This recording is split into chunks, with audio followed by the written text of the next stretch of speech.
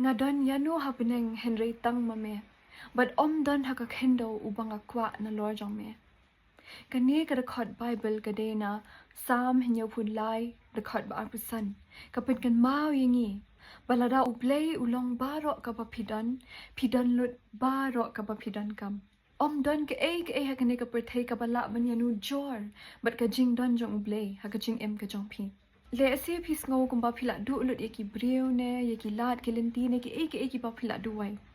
Henry, lada pidang don ya ublay.